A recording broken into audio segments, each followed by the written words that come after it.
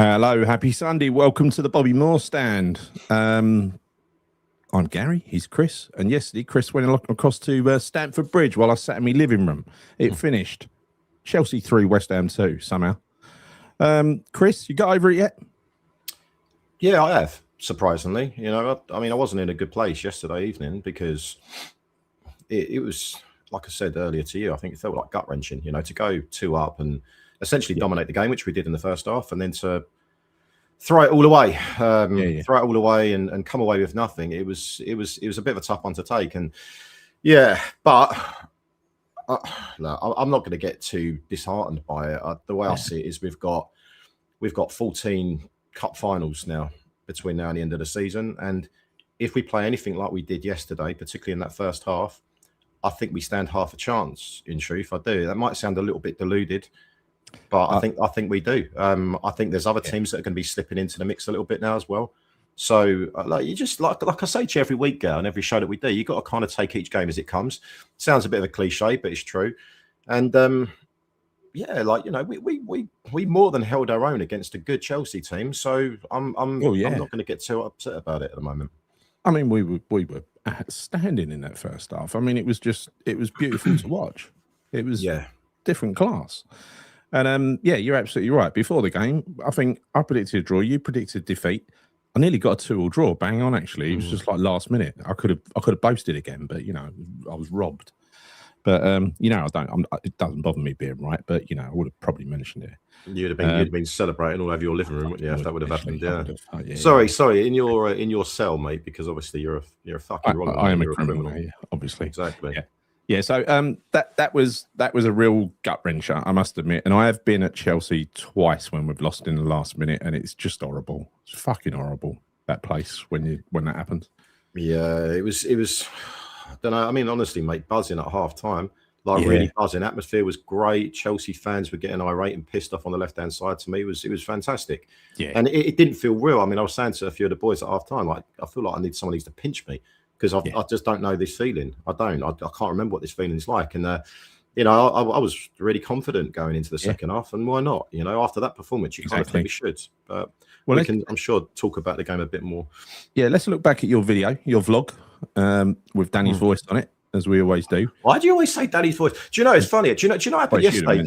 Get because like I sounded a little bit squeaky. Sorry, Danny, if you watch this. But yesterday when I was at West Ham, I saw Dodsey there. And obviously Fred was with me as well. And he said to me, it's your boy who does the voiceovers, isn't it? I said, no, it's not my boy. it's not my boy.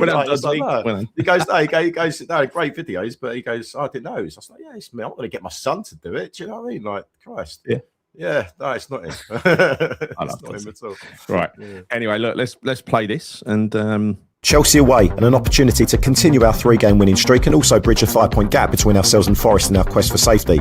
Started the day by meeting up with some of the boys in Putney before making our way over to Stamford Bridge. Now, was I confident? Well, yeah, I actually was, particularly after seeing the Chelsea lineup. They chose to drop a few of their key players, and it was positive to see that we were continuing with the same lineup and formation, apart from Diouf, who came in for Ollie Scarves. Now, we started this game really well and continued from where we left off at Sunderland last week. Bowen scored with a cross-come-shot, and the away end absolutely erupted. Now, you cannot beat the feeling of limbs in the away end. I would say that was probably the best half of football I've seen West Ham play this season. Up front, we posed a real threat and tested their keeper on numerous occasions. Our midfield was nice and compact, and defensively we looked solid. Areola barely had a thing to do. In the 36th minute, Somerville scored a lovely second, and at this point, anything but a win seemed incredibly unlikely. Really, we should have gone in 3-0 up at the break, but nevertheless, everyone was absolutely buzzing in the stands and in the concourse. But going into the second half, Chelsea came out and really started to dominate the game. It really didn't help that we decided to sit back and let Chelsea come at us. Frustratingly, Chelsea did score to make it 2-1, and then the nerves really started to set in.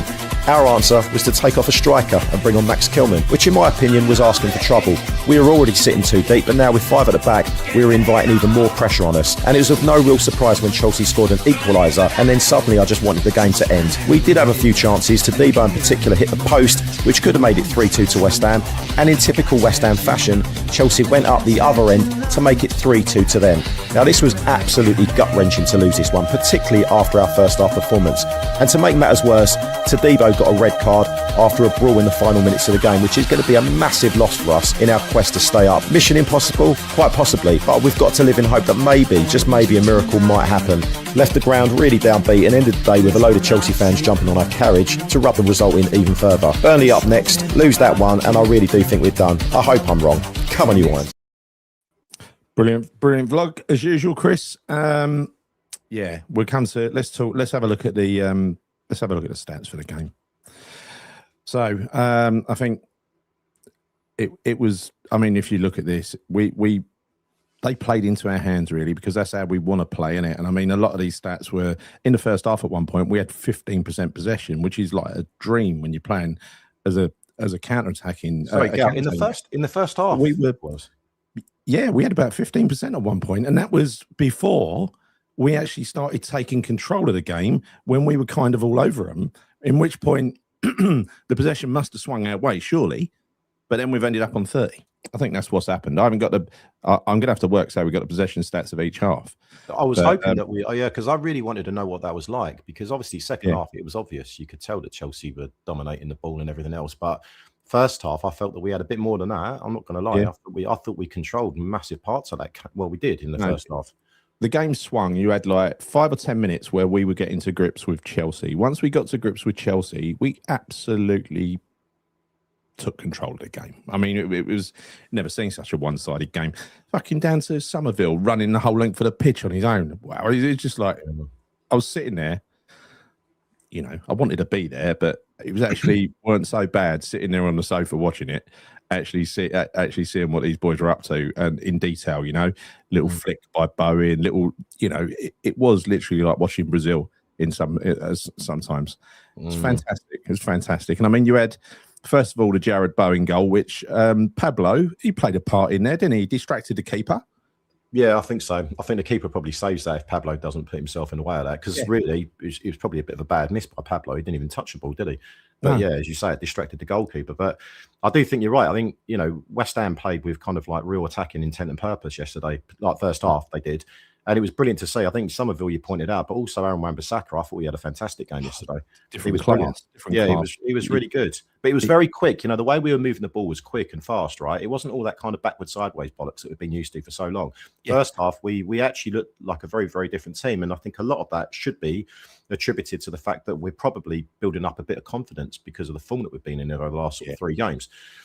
So yeah, that kind of showed. You know, it did show. And look, I know Chelsea dropped 3 of probably what were their probably key players, in truth. But you know what? Even so, you can only beat what's in front of you, and Chelsea has still got very good deputies, right, in that respect. So that was not an easy team to play. You know, but we made it look easy, but we worked our bollocks off in that first half, like we really did. You know, and it was no surprise to see them tailing off towards the end of the game, because I think a lot of the players were knackered, Gal. You know, you probably find that the 3 that were taken off were probably more expensive than most of the players in our squad, right? So I'm not going to, you know, is what it is. They've got, he said it himself, Rossini. He said he's got 22 fantastic players. Well, he's got fucking damn sight more than that, I can tell you. What an amazing goal, the second. What a finish from Somerville. Absolutely beautiful team goal, but that's a difficult finish, isn't it? I mean, he's on fire, isn't he, right now? Yeah. I mean, we talk about players that are in form. I mean, he's one of them.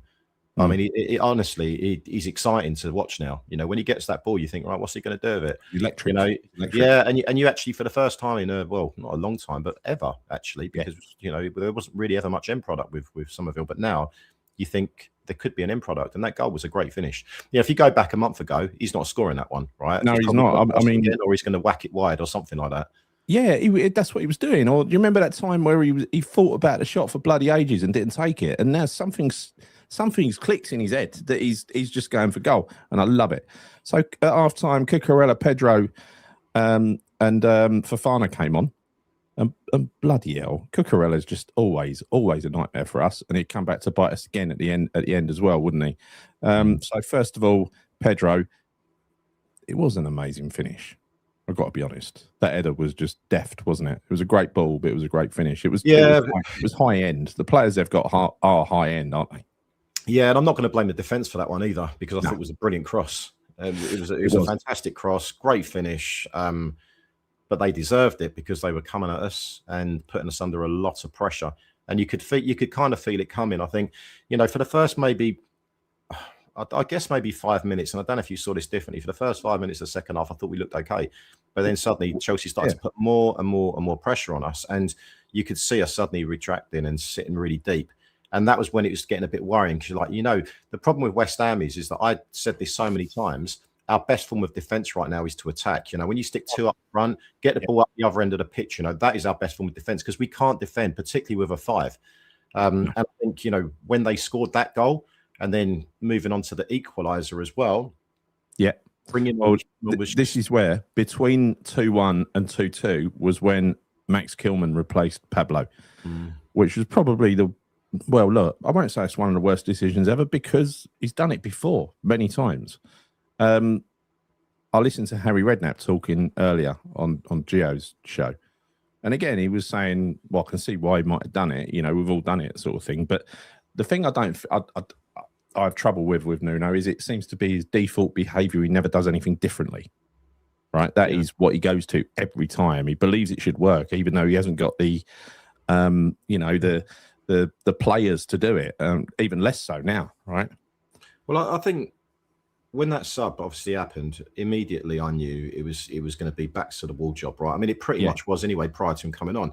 Yeah. But I just don't think, and I'm sure this would be echoed by every West Ham fan, is just that playing back 5, it doesn't work for us. Yeah. It doesn't. And for me, if you're going to make that sub, and I've got to be honest with you, I thought Pablo was probably running out a bit of steam. He looked a bit tired. He was knackered. He was blown out his arse. Yeah, but I kind of feel don't make a defensive substitute. Well, when I say don't make a defensive substitution, don't bring on Max Kilman. This is what I'm saying, right? Yeah. Really, what we should have done, in my opinion, is either you go like for like and stick Callum Wilson because it's working, right? Playing that formation, it was working. Yeah. Yes, we're under the cosh a little bit, but we'd be under the cosh even more if we put on another defender and sit again even more deeper because we've got one less player in midfield or up front. But, or even better, if we're not going to put a striker on, then put on a midfielder that's going to sit in front of the defence and tidy things up a little bit, whether it's going to be someone like Freddie Potts, who's got the ability to spray a pass, so he can try and get that ball and, I guess, get it into the final third of the pitch. But no, bringing on Max Kilman, for me, is just an absolute cop-out. And it doesn't work. I don't know how many times Nuno needs to understand and realise here that it doesn't work when you bring him on to try and close out games. And it doesn't work when we try to close out games with a lead. Like, we need to make sure that we're continuing the way we actually got those goals and got ourselves ahead. Don't change it too much because a back 5 don't work. I don't want to see the back 5 anymore, Gal. I don't. By the way, you just mentioned 2 players. Well, I've just been reading here. Jason said about Magassa, right? And you just mentioned Potts. They are very topical for an update. Honestly, you ain't going to like this. An update in the transfer window, rumours show at the end. More fact than rumour, I've got to be honest. But anyway, look, before we continue talking about this, we do some in the comments. Chris, you're going to go through and start some comments. I think that's the only way we're going to do this. So we'll do that. We're not ignoring you. And also, if you haven't subscribed to the channel already, please could you? The only criminal-run YouTube channel, the Bobby Moore Stand Crime Family. If you wouldn't mind, subscribe to the channel, hit, give it a like, hit the bell notification icon, and all that kind of stuff. Thank you. So can I just say, when you say the only fucking crime channel, whatever, mate, I'm not part of this, right? You're the criminal around here, not me. Yeah, I'm the good one. I'm the good one, mate. I don't want to be part. I don't want to be associated with this. Is this our kind of new slogan? Is it? You'd never smuggle in an inoffensive banner, would you, Chris? No, never. I would never do anything like that. Yeah. No, it's hardcore. I must admit, it's hardcore. Yeah. Right. I'm actually intrigued to see what they come back to you with, mate. All will be revealed, Mark Pendleton. But you probably ain't going to like what I've got to say, right? So be about another 10 minutes while we go through the game, and then we'll get onto the transfer rumours because there's another couple of players as well. And I don't want to dwell on a defeat, to be honest. So it was inevitable that Cucurella was going to come on and score. He's always a nemesis, that geezer. So he equalises, it's 2-2. And then you kind of know what's coming, don't you, Chris? Yeah, I did. I mean, I must admit, like when he came on, it's not necessarily I thought he'd score, but he was causing us all kinds of problems down the left-hand side. He was whipping balls in. He was an absolute nightmare. Yeah. I think that was the point where Aaron Wan-Bissaka was having a bit of a tough day. First half, he didn't at all. He had license to roam, move forward, and do everything else. But yeah, it was a difficult one. And I think I don't know what it is about that geezer, but he's a real thorn in our side. Yeah. Like he really is. And obviously João Pedro, João Pedro he's banging form. I think he scored 2 midweek, and then you put him on. I mean, Christ, yeah, it was a real uphill battle, but he just makes it worse. You know, I want to talk about Kilman real quickly, and I'm not one for slagging players off. I don't think usually, although some people in the chat and comments do say that I do sometimes, or we do. But I just say it as it is, right? But there was one particular moment yesterday, and I don't know if you can recall this, but Kilman basically there was like some sort of crossfield ball, probably somewhere in between, you know, their midfield and attack, right? So it weren't in our, weren't in our half of the pitch, and he went up and he headed the ball. Like he won the ball, but there's no kind of like foresight as to where he wants that ball to go to. You know, he just jumped up, headed it, and it went like, you know, I don't know, about fucking 30 yards away from our nearest player. You know, and it's things like that. I just don't feel like his awareness is there at all. He just doesn't seem switched on. Like I've said so many times, I don't know what it is with that geezer, but I just feel like I want to slap him around the face or throw a bucket of cold water on him because he just seems half asleep, Gal. Like, honestly, he really does. The problem with him is, I think, is when you dump him in the middle of the other two centre-backs, it causes confusion. They don't know who they're marking, who they're picking up. They go from organised to disorganised. They cannot play in that system with him in the middle. It just fucks up Todibo and Mavropanos. And I think that's how Cucurella ends up equalising, to be honest, because he ends up, you know, unmarked for a little poxy diving header. After Kilman had actually done really well to clear the damn thing off the line, right? Yeah, he did. Yeah. And he'd done another thing great later as well. But the thing is, it's fine doing individual things, but if it's going to ruin the balance of the defence, why do it? You know, mate, I'm puzzled. I do think that, like, you know, you mentioned Harry Redknapp said it, that, you know, they all do it. You try and close out games, you try and go a bit defensive and hold on to a lead. But I think, you know, we were already under the cosh. You know, there was a lot of pressure on our defence. We were already sitting deep. You only sit more deep if you bring in another defensive player, another centre back, right? So I just think it was the wrong move. But the kind of issue that I've got with this is this is not the first time. This happens all the time with Nuno. Always. It's like his default mode, isn't it? Like, as soon as we get a lead, he's like, right, let's do it. When I nearly drowned, right? Yeah, I mean, don't get me wrong. I think maybe earlier into sort of Nuno's tenure, he was doing it earlier in the game. So say, for instance, we went 1-up in the first 10, 15 minutes, and suddenly it felt like about, I don't know, an 80 or 75-minute low block session, right? That's what it felt like. But it's like the geezer doesn't seem to really learn from this. What he really does need to start doing is trusting what he set out, how, you know, what the original game plan was. Yeah. Like, we may well have lost that game anyway had we not put Kilman on and put a midfielder on, possibly. But one thing you can pretty much guarantee is that we would probably have more of an opportunity to attack down the other end and hence score a goal as well. And I think when you do that, I mean, look how many opportunities we had in the second half. Yeah, barely any. I mean, the only one really I can remember of note, I think Bowen might have had one.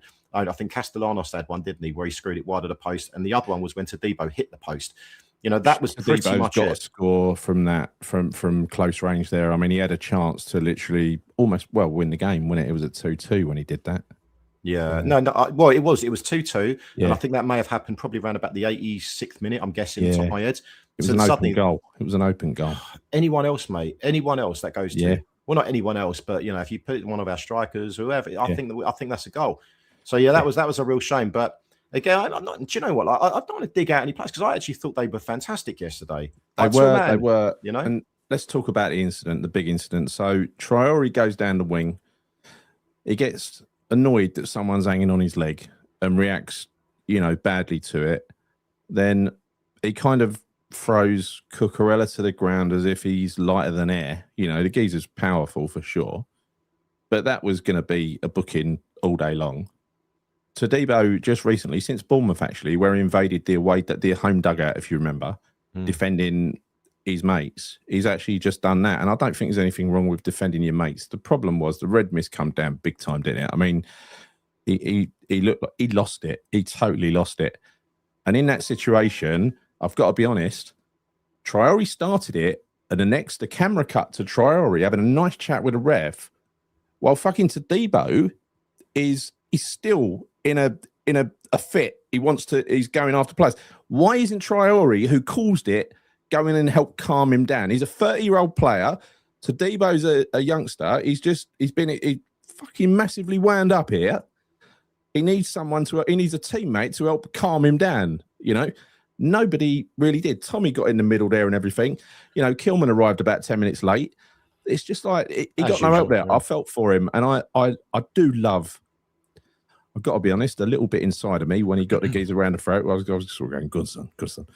But you can't do it. You can't do it. But he did just lose his head.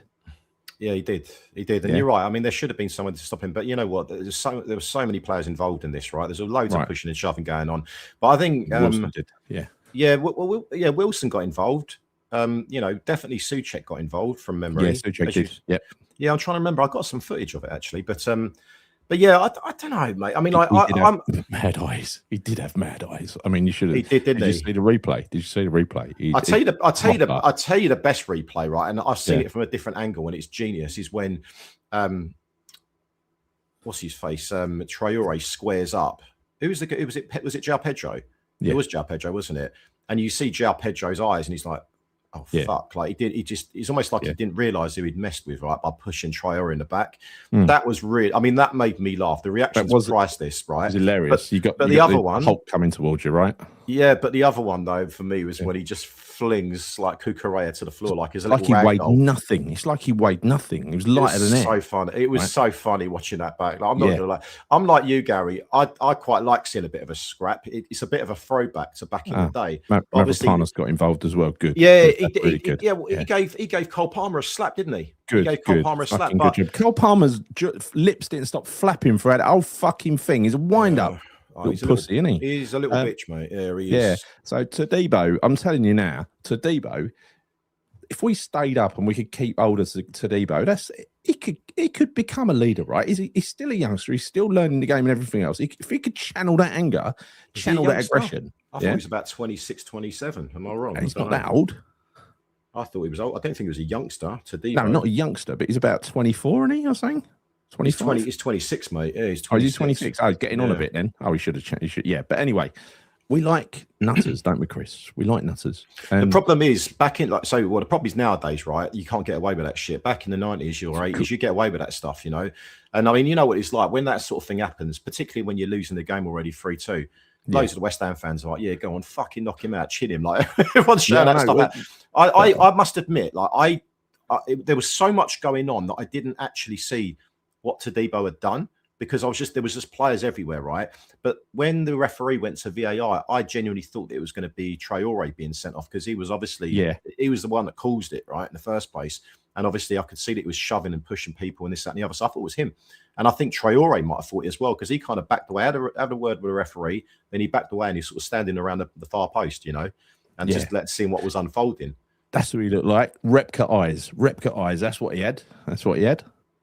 Yeah, he looked like a man possessed at that point. Gary Neville on the commentary was going, oh, look at the eyes. He's gone. I pity for someone. Don't meet him in the tunnel afterwards. That's what he's saying. He literally looked like he wanted to kill someone. I mean, he had to play around the note and he's pressing his thumb into his thing.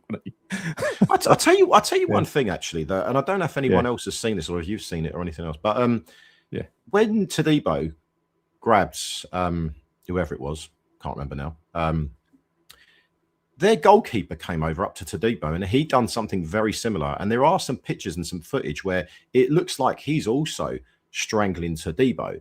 Now, really? Yeah. Check it out, right? I've seen some pictures of it. Now, my kind of issue with this is that needs to be looked at. I didn't see that. I mean, correct me if I'm wrong. I saw it last night, was on my way back. And if anyone in the chat saw that, let me know because I saw it and I was like, oh, yeah, hold up a minute. You know, what happened there? That's not right. Do you think Enzo should get a lengthy ban for pulling his shorts down during the goal celebration? Did he? I've got to admit, the minute that goal went in, I turned the fucking telly off. I couldn't take it, and then I turned it back on about a few minutes later. That's when it was poor, man. This is poor. You changed, mate. You don't turn the TV off at that moment. Chris, I was so wound up, you know, not being able to go, thinking fucking being jealous for the first half and then having it all taken away and then fucking it was so inevitable, right? I just turned the telly off and about a minute later I turned it back on again and then all that was going off, right? So it was just like, oh, it's horrible. Yeah, no, I did think about you yesterday, actually, particularly at half time. I was like, I bet Gary's fucking well. I mean, like, obviously pleased, but I bet he's well jealous that he's not here today. Yeah, I think look, that's going to hurt us. I disagree with that. He didn't do that because of Nuno's tactics. He did that because he was playing against a bunch of fucking wind-up merchants, right? That's what it was. And look at Cucurella, right? got thrown away like an old crisp packet. And then he lays down and rolls on. It was funny the way he got thrown away. It was like he weighed nothing. Yeah. I watched it so many times back on my way home because I just needed something to make me laugh, and that was very, very funny. It was. Yeah. I mean, a highlight now because obviously we lost the game. I look back on that, and it is quite funny to watch it back. They're supposed to be looking more into the incident. Iron Disciple heard. Yeah. No, it isn't fair. It isn't fair at all. Right. Is John Egan in the building? Yeah, we'll come on to that. Transfer news. Wait for the transfer news. Right, we're going to move on to that in a second. Oh, dear. Well, emailing Sully again. It's not going to do you much good. It's not going to do you much good. Well, that's the thing. A 3-game ban is bad enough. He's going to miss 2 important games there, winnable games. Man United, they're starting to play well and beat teams, and they've got good players as well, right? If they turn up and play, it's highly likely they're going to beat us anyway. So I'm prepared to write that one off. But like I wrote Chelsea off, really. But we've got to beat Burnley and we have to beat Bournemouth. And so they're 2 of the next 3, aren't they? Yeah. Or is the cup game coming up? Is the cup game included in that? It might be sandwiched. I can't remember. I am genuinely looking at it one game at a time. I'm looking at the next fixture, and that's Burnley for me. So that is, I know, I say it every week but that one is the mother of all must-win games. Because we don't win that game, then honestly, I think we're done. Yeah. I do truly believe that. If he's banned for 3 games, the good news is it's Burnley, Man United, Burton Albion. So really, 2 games that matter, and then he's back for Bournemouth. But it would be typical of the FA to fuck us. The thing is, if they have a look at that, there is a lot of mitigating circumstances there. I mean, what he did wasn't clever. But don't make an example out of us when we're fucking struggling to stay up, for Christ's sake. Give him his normal ban and let him be getting on with it. But I don't trust the FA to do that at all, right? No, I don't. I mean, actually, you're in good company now, aren't you? Both of you are banned, interestingly. So, but he's coming back before you, are they? Who's that? Oh, Tadebo. Oh, yeah, we're both banned. Both serving a ban, a 3-match ban. Yeah, exactly. Exactly. He's done it in sympathy with me. It was a protest. He was protesting as a player. I hadn't thought of that. Yeah. There was a rumour that when he took his shirt off when he was walking down the tunnel, the shirt underneath said, Free Gary. Yeah, Free Gary. Yeah. Oh, it's only Premier League. Oh, I thought it was 3 games. No, I think it's Premier. It's only Premier League. Yeah. It's only Premier League. Yeah, it's only Premier League. Crap. Oh, well. Right, okay. Well, look, that was... Look, it's disheartening, but at the same time, hell of a performance. And we've just won. We nearly beat Chelsea there, and they're a good side. They're a side who beat Napoli like in the week, beat Palace last week. They're a good side. So, and we took them to the cleaners in that first half. So we've got to take hope from that, right? We've got to. I'm not writing us off yet, but I also would not count Nuno not repeating what he did yesterday. I think he will. Might get away with it against a side not as good as Chelsea, but I wish he just wouldn't bloody do it. Well, he might get away with it. He might get away with it if it's not Kilman coming on to sit back, to try and hold on to that lead. The problem is now, if, say, Bowen is injured, and I don't know whether he is or not, because he either went off because he was tired or injured for Traore. Let's hope he was just tired. But if he's injured and Kilman's injured, then that means Traore and Kilman start the next game. And we haven't got Traore and Kilman to bring on from the bench, right? I mean, there's literally no one there. So the next 24 hours is so damn important. So let's focus on the transfer window, Chris. And I just got a couple of bits of news that I alluded to earlier. Firstly, this comes from a decent source, actually.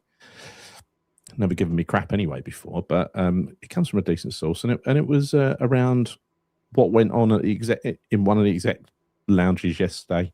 There was word that Sullivan had tried to loan Potts out to Ipswich, and Nuno refused and said, what, you want to gut my team some more, do you? Yeah. So that's the first thing. I was shocked by that because Potts and Magassa are the only 2 backups for Fernandez and Souček.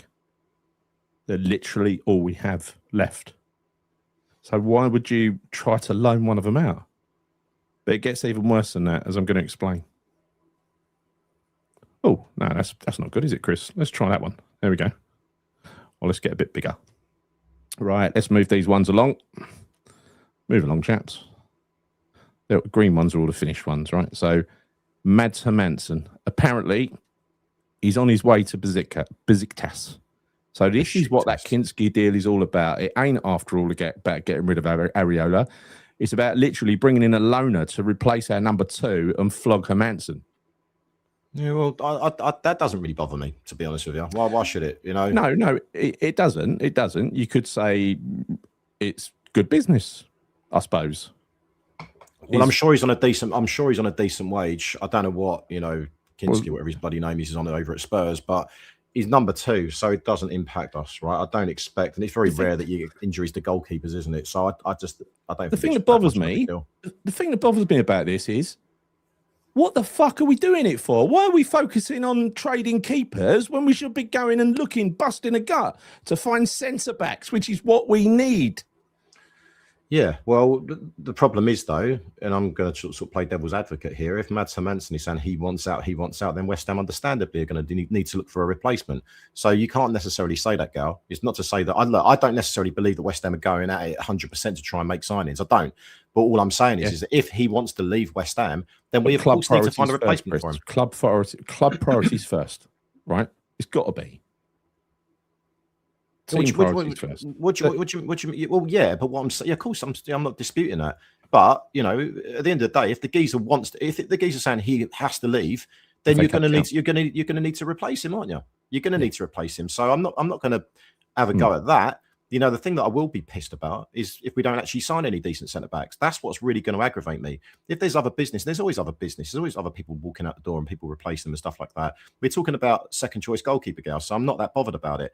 But yeah, you're right. First things first is we need to focus on the first 11.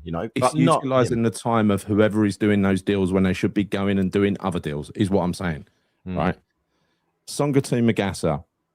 I can't believe what's happening with this. I can't believe what's happening with Magassa. Why are they doing this?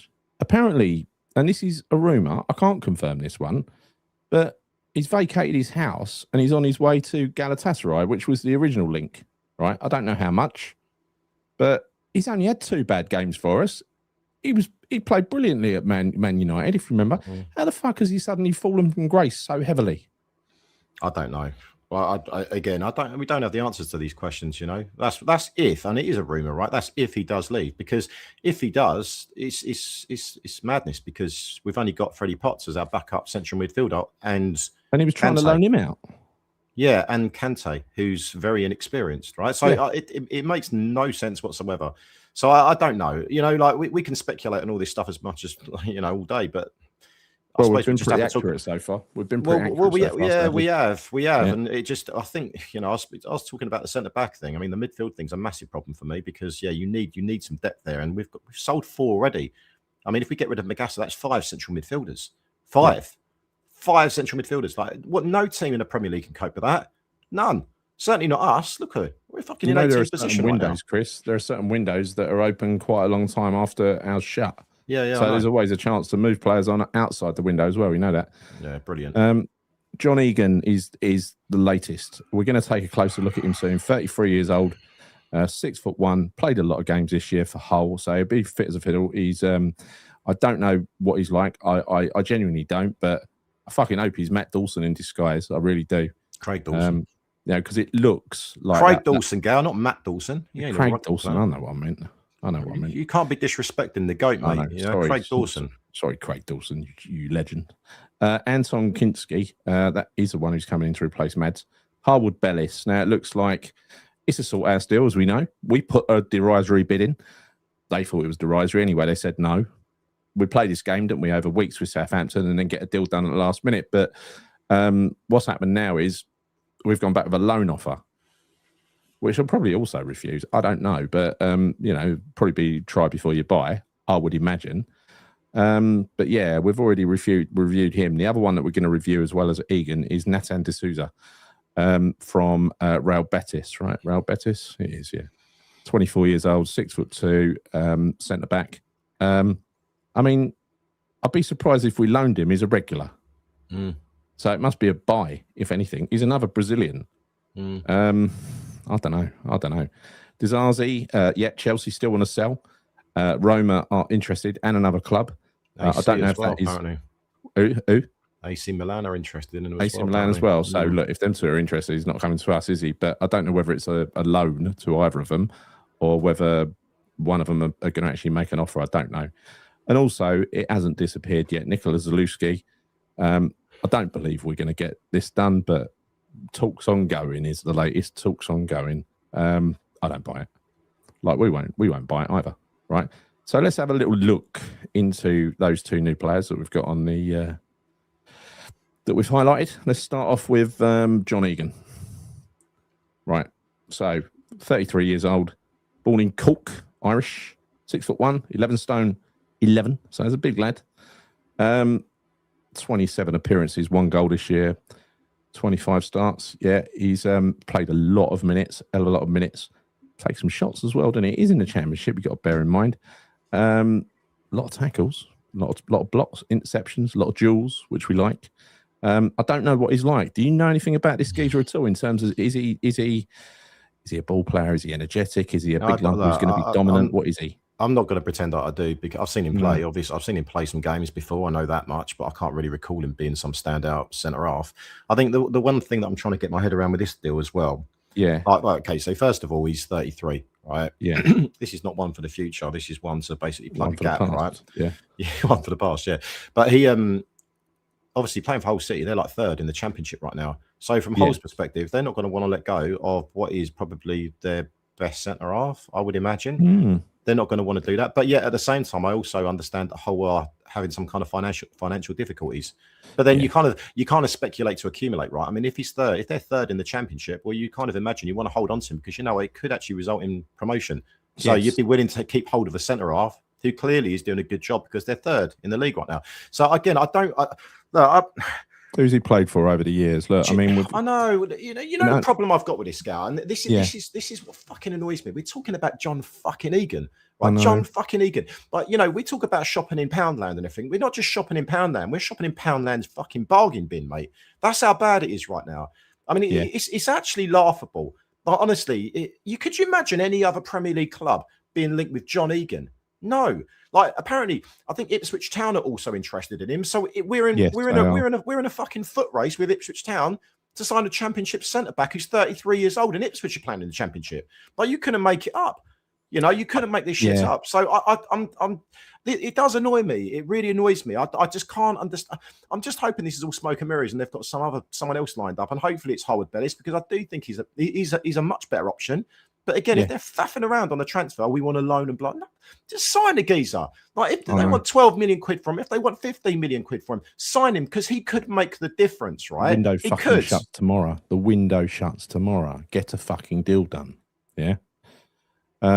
This is the other geezer, Nathan Bernardo de Souza, known as Nathan to his friends. Yeah. So 20 appearances. Real Betis looks to be an ever present, pretty much, doesn't he? For Real Betis, he's only 24. He's been around a bit. He's won the he's basically played Red Bull Bragantino. Where the bloody hell is that? I don't know. Can I just is he injury prone? So he ain't even injury prone. I'm looking at him here, right, on transfer market, and so his transfer value is apparently 20 million. So we might as well just stick him on the fucking red list, because that ain't going to happen, is it? Well, we ain't buying him. We'd try and loan him, and that ain't going to happen, is it? Well, no, because Real Betis only signed him for 9 million not that long ago. So why the hell are they willing to loan him out if he's playing all of their games this season? I just don't know. I mean, obviously, there might be some other things involved in this in terms of financial difficulties. Maybe they want to get rid of him. Maybe he wants to leave. I don't know. But again, I say every bloody show that we do, Gary, I'm just lost. I'm lost with all of these players that we're being linked with now. It's I just think there's some jiggery pokery going on whenever it comes up with a player we've never fucking heard of, and it's yet another one we haven't heard of, right? So let's put us back to the shared screen, because you know what, my suspicions were aroused early in the window when we signed Tati, who I like his work rate, and Pablo, who I also like, when we signed them for a reputed 50 million quid. No, we fucking didn't. That didn't happen, right? We've only got the club's word for that. the other clubs have remained silent, by the way. I'd like to see it quoted by another club. But anyway, if it's true, it's fishy. So I doubt it's true. I mean, you'd have to call in the fucking fraud squad to look at that, wouldn't you? Mm-hmm. Well, I wish they would. Yeah, I wish they would, mate, because I think there's so much of what has been done at this club.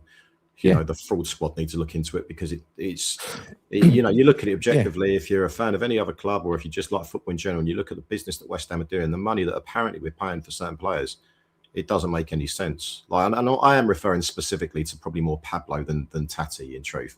You know, the fact that he cost, like, I don't know, 250 grand a year ago, almost, you know, maybe even less than that, in less than a year ago, right? I think it was. It doesn't make any sense. No club in the world does nonsense like that, apart from West Ham United. So I don't necessarily believe any of this stuff.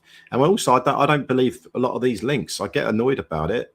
But no, I'm getting to a point, like I said to you today, I'm in a pretty good place, you know. I'm calmed down after the Chelsea defeat, and I just think, well, look, we'll see what happens in the transfer window. And once that closes, then I can then assess, you know, how good or bad, most likely bad, it has been, because we've known for months, you know, about the centre-back situation. Yeah. And, you know, for the life of me, I just cannot understand why it's taken us this long. You know, people say, and I've seen other people on social media saying, oh, yeah, but it's a difficult transfer window. Yes, I know it's difficult. But guess what? There are other teams out there that are signing players. I cannot believe for the life of me that no player wants to join West Ham. At the end of the day, it's an opportunity for them to put themselves in the shop window if it doesn't work out well. You know, that's the way I see it. If you want to go and join West Ham if you want to go on a loan deal, that's one way. If you want to go on a permanent deal, well, maybe there's a relegation release clause there, something like that. You know, I think we had similar things with I know it's going back some, but certain defenders that we signed back in the past, they've had those similar sort of clauses put in their contracts, right? Yeah. Or maybe, like, you know, I remember when, say, and this is going back some, but when Slaven Bilic joined us, and he joined us for about $1.5 million from Karlsruhe, and then I think he had a clause in his contract that said that if any club, I don't know if it was in the top 10, for instance, came in with a £4.5 million bid, then he could walk, right? So my point being is there's always deals that can be done if you structure them in the right way. And if West Ham are serious about getting out of this mess, then I'm more than confident there are players out there that we could sign, albeit maybe even a short-term, you know, on a short-term gig. And you know what? If they keep us up, maybe they'll probably stay with us. So it's just ineptitude by the board once again. I'm getting abused here. They think I'm wearing a toupee. I had a fucking toupee. Did you put it out there on social media that you were? Well, I'm wearing a toupee, yeah, whatever. Look, it's attached. Yeah. Well, they call it a hair system, don't they? Now that's what it's called, a hair system. Yeah. You got Gary's got. I would have just if baldness happened, I would have just taken it on the chin. Is what it is, right? Yeah. We're skint and no one good is coming in. Those are the facts. So tell me, people, when you consider he's sold everything that ain't pinned down and everything that ain't a regular first teamer, right? And he's on the way of selling what's left of those, and he's moved on any kid he could, and he's tried to get Freddie Potts out, and he's signed really the absolute bare minimum in Tati, La Madrid, Pablo, who is really one for the future, not for our future, but one for the future. And, you know, and Traore, that is an appalling window, isn't it? It's an absolutely appalling window. And if they're going to put John Egan on top of that and say business done, so we've got about 10, 11 players out, 5 in, and 2 of them might be capable of being first team regulars. They might, I don't know, but we've got one who's past it. We've got one who's not even there yet. He hasn't even arrived. He hasn't gone past it. He's nowhere near being past it because he's brand new and he's never played in front of a crowd apparently in La Madrid. So I don't believe that he's one for the first team at all. What do you think has happened here? Because I've been saying this since the summer when I saw what he did, that he's stripping it down. He's stripping it down and getting us relegated. Can you see any evidence, compelling evidence in this transfer window that says to you, Sullivan, our chairman, is trying to keep the team up? He's helping the team out. He's helping Nuno out. He's giving him what he wants. Or is he pulling the rug out from under Nuno? And this ain't a thing about Nuno and the way he gave the game away yesterday. If I was in Nuno's shoes and that geezer's going around selling me fucking players, I'd have to write up. Yeah? What do you think he's up to? Because I think it's a deliberate relegation. Tell me what you think. Deliberate or not deliberate? I think he's definitely planning for it. Hence the reason for the sales, like I said the other day, because if we do get relegated, he's not going to get as much money for those players when we get relegated. So it's better off to sell them now. Matt, that's what I think. So maybe he's preparing for it. Yeah, Matt, we know, right? 25 million a year so far, probably more. Yeah, you could say that's a good thing, but really, all he's doing is getting us out of this. He's trying to dig us out of the debt mountain that he's got us in through working with his favourite agents and getting us the wrong players at big prices. Danny Ings, fucking hell. Kilman, fucking hell. These players earn an absolute fortune. So there have been so many mistakes that you can't say it's incompetence. It's not incompetence. It's planned some of the time. We even go and when we're looking for one type of player, like for instance, we needed central midfielders for bloody ages. We needed left winger. We needed a centre back. We get everything but those players we need. We needed a striker. Everything but those players. Yeah. Do you see this one here as well from Mark Pendleton? Angel Gomez going to Wolves. I mean, I know that he was linked there. I don't know if he's definitely gone, but if he has, again, that's another player that we should have been going for. Yeah, but it's probably money, Chris. It's probably money and wages, right? It's money and wages. Well, it obviously is. I think that when you talk about that, that's actually a good example because if that does happen, right? Just let me talk about this for a second, right? If that Angel Gomez deal to Wolves does happen, then what you can say is, well, first of all, he's joining Wolves, a team that are lower than us. They're on 8 points right now. They are not going to stay in the Premier League, okay? We know that he would add more depth to our squad, maybe even start in our squad, in our first 11, because he's a good player. He's a good player. So that in itself would prove to me that David Sullivan absolutely has no interest in keeping West Ham whatsoever. Because I don't need Angel Gomez deal. No. But I'm giving you an example, right? Yeah. Or people an example of this because we would be going after him. There's no question about that. But clearly we're not. I do not believe, with all due respect to Wolves, that players are going to choose Wolves over West Ham right now. It would make no sense whatsoever. Glenn, we have to get Nuno out. Nuno, he fucks me right off, Nuno, the way he keeps doing this. But that's his default settings. That's what we hired. He does that. He's always done that. And when he's got the players to do it, he's largely successful at it. I still hate it, but that is what Nuno does. That's who he hired. So it ain't a case of getting a manager because he'll hire another wanker, right? He will. I'm not even saying Nuno's a wanker because I think he's sort of half-baked, if you like. That's the only thing I'd say. Do you know what, Gary? I think you need to calm down a little bit. Yeah, look, we know what the situation is, and every fucking week we talk about it, and it just gets everyone fucking angry, and I can't be arsed with it, mate. Yeah, I'm literally looking at West Ham for the rest of this season, take each game as it comes, and try and fucking win it. That's all I'm looking at the moment. Anything that's going on behind the scenes at the moment with regards to transfer dealings is totally outside of our control. We can moan about it all we want. We can talk about it all we want, but we've got no fucking influence behind it. So we're just going to have to basically have to suck it up. I agree with Simon. Happens, mate, Yeah, I agree with Simon here. And I'm past getting upset about it, even though I'm a bit tetchy. It's not incompetence. It's deliberate. Yeah. Right? He's not a stupid man. He's not a stupid man. The people say, all right, we do the stupid voices and everything else, but listen, he's not stupid. Right? We could have loaned Pinnock. Yeah, we could. 1 million euros for 6 million euros buy option. Yeah. Look, I mean, the thing is, Sullivan's assets are tied up in cash, right? Sullivan's cash is tied up in assets. Got that the wrong way around. Gold family have not got any cash, right? So, to me, it doesn't favour Sullivan. It favours Kretinsky, who's the one who's got, who could dwarf anything that Sullivan could offer, right? So I don't think Sullivan would be in the driving seat when it comes to something like that, to be honest. Imagine how much it'd be worth if we had, yeah, I know. I don't know. Listen, if he was to buy the rest of the club in a bid to sell it and profit from it, I'm fine with that. Just get your fucking ass out, right? Gary, let's switch gears on this a little bit. Yeah. I think that we can talk about this tomorrow because I know we're going to do a transfer show tomorrow, right? So let's just stop this for now. We shared what the rumours are and everything else. But one thing I do want to do actually, just very quickly, is I want to bring up our fixture list because this is a lot more, I would say more important. Of course, it's important. All right.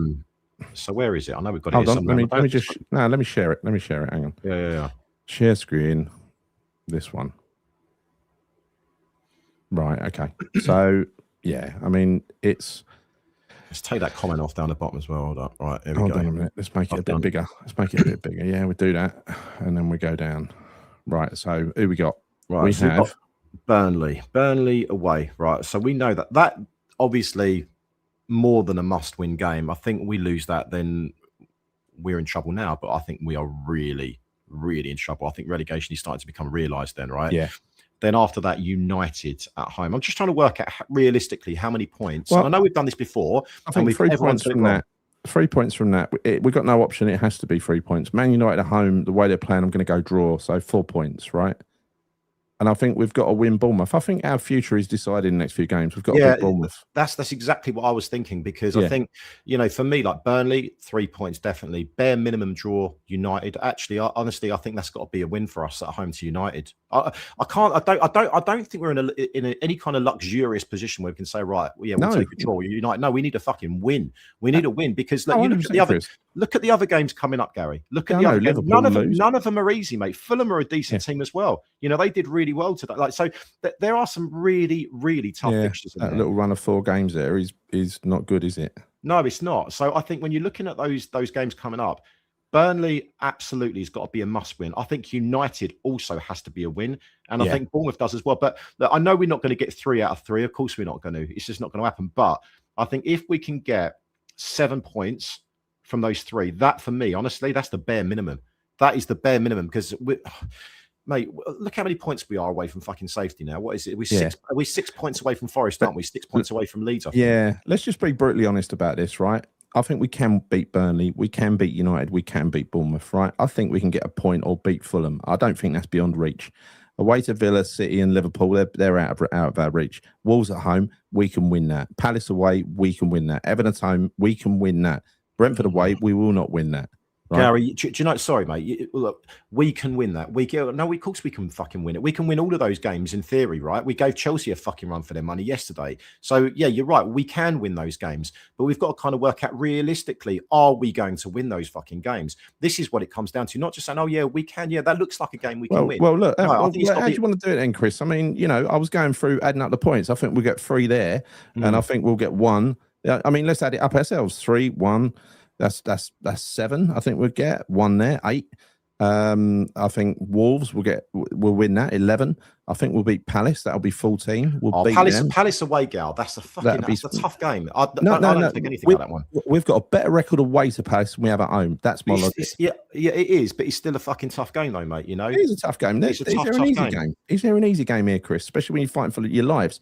And you'd like to think Wolves might be. You'd like to think Wolves might be, because they probably are dead and buried by that point anyway, by the time we play them. So that's 17. And then I think other than that, I think that, there's 20 points that we could potentially get there, right? 20 points. 20 points is what we're on now, Gatler.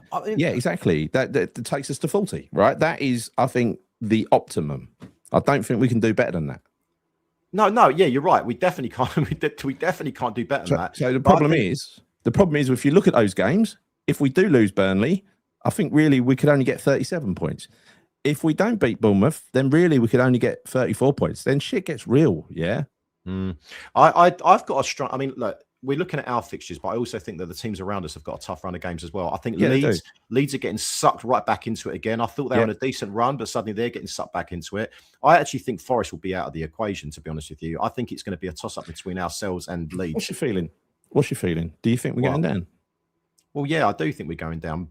I do think we're going down, but I think a lot of which will depend not just on, our results, but I think also the teams around us as well, because they also have some tough games coming up. It could be a situation, and you never know, right? If we have a decent run and we get a few wins on the board, and the likes of Leeds or Forest lose a few of their games, then suddenly we'll be roughly on level. We'll be on level points roughly. Okay, yeah. It could get to a point where we get near to the end of the season, where actually, and this would not surprise me, by the way, but I think relegation could be decided on the final day of the season. And you imagine that we're playing Leeds last game. Could you imagine? Could you imagine what that would be like? My God, it could happen. That'd be a hell of a roller coaster, wouldn't it, emotions wise? But look, I also think we're going to get relegated. But obviously, I hope we don't. I think you're right. I think 40 points, because you said mentioned 20 points. That's double what we've got. That's double what we. Well, I mean, we're not double what we've got now, but well, so it's 24 points, same as what we've got now. Now, will that be enough to keep us up? I think 40 points would definitely be enough to keep us up. I think maybe actually 37, 38 might be enough to keep us up. Possibly. That's what I think. That's what I think at the moment. But you know, it's all speculative, isn't it? It's all very much speculative. This is a point from Simon. We do let in average 2 goals. I mean, we ain't had a clean sheet all season. No, it's shocking, mate. It's not one. Shocking. I know. It is shocking. I think it was someone told me yesterday that Nuno's record of keeping clean sheets is ridiculous. I mean, he's now on a run of who knows how many games. You'll have to look on your AI thing, but I think it's something like maybe I don't know. It might be like nearly 30 games of no clean sheets in a row, something like that. He's an ex-keeper as well. Something like that, yeah. And we got one against Nuno. Yeah, we got one against Nuno. That's right. The only clean sheet of the season we got against Nuno. Yeah. We got one against Newcastle. See, I'm being corrected now. It was about 20 games last week or something. I don't know. I can't remember. I think it is. I think it's 20. I think it's 21 games, mate. Something like that. Yeah. Yeah. Yeah. So, right. 36 games. 36 games. Wow. 36 games at Nuno's. 36. Shocking, mate. Fuck.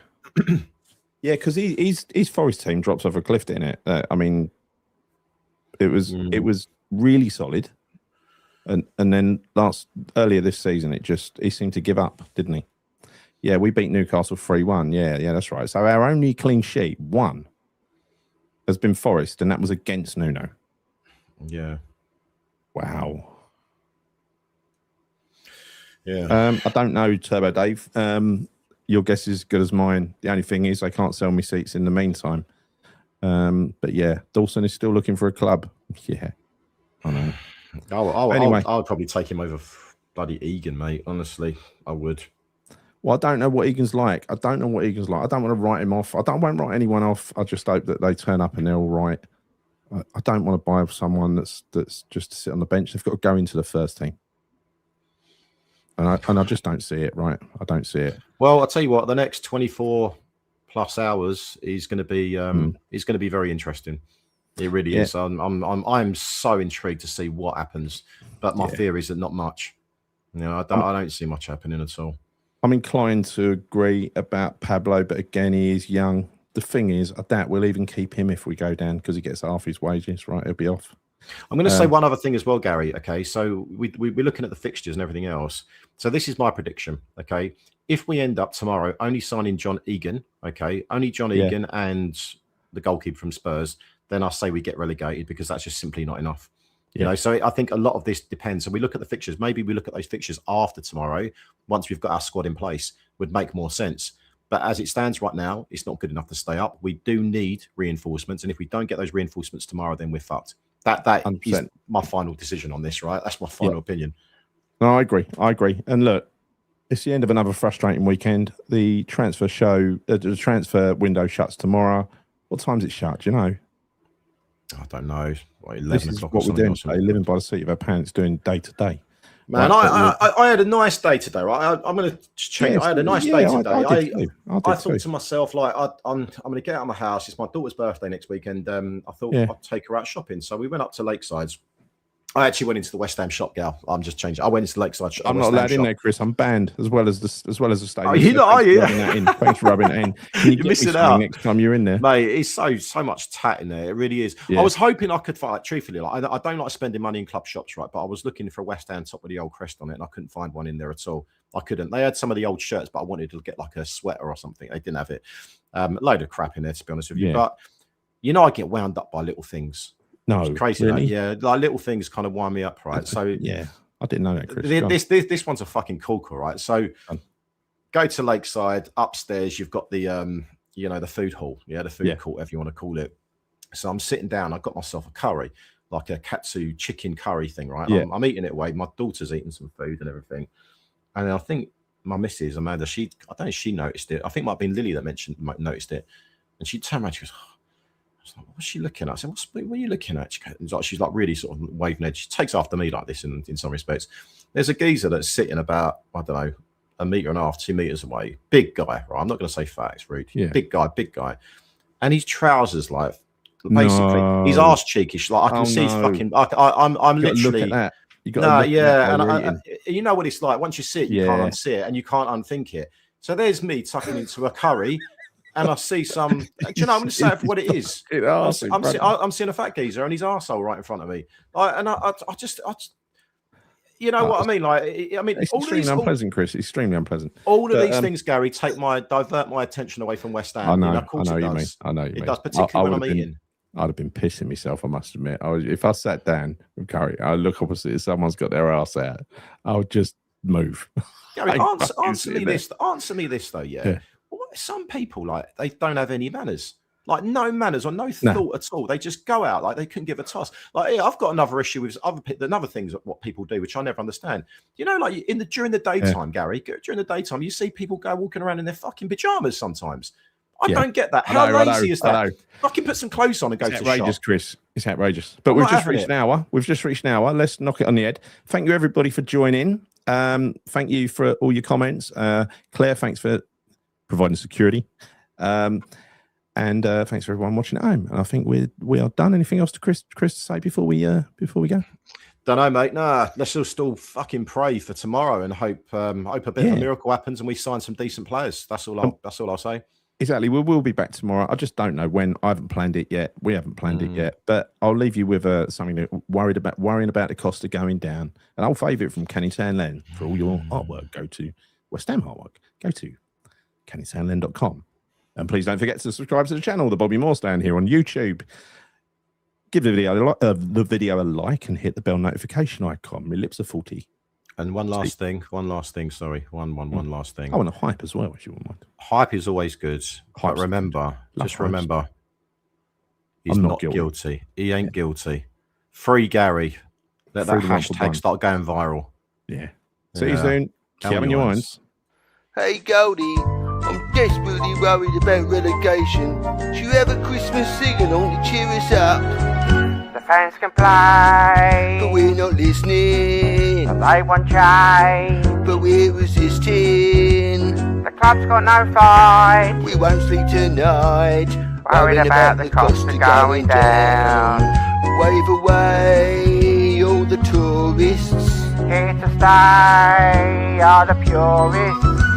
The fans that we know, but they spend less dough. Oh, I'm worried about the cost of going down. Come the new year, I could be a hero. Stooges linking us to every name. We could sell a star for some dinero. To loan the flop that never gets a game. The soulless bowl will be empty. There'll be spaces aplenty. They'll be rattling around in your lousy ground. Oh, I'm worried about the cost of going down.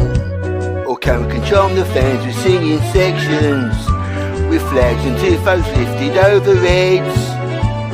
Renew rivalries of great affection, while Millwall tears the stadium to shreds. Oh, I really haven't thought this through, have I? What are we gonna do? The fans can play, I'm still not listening.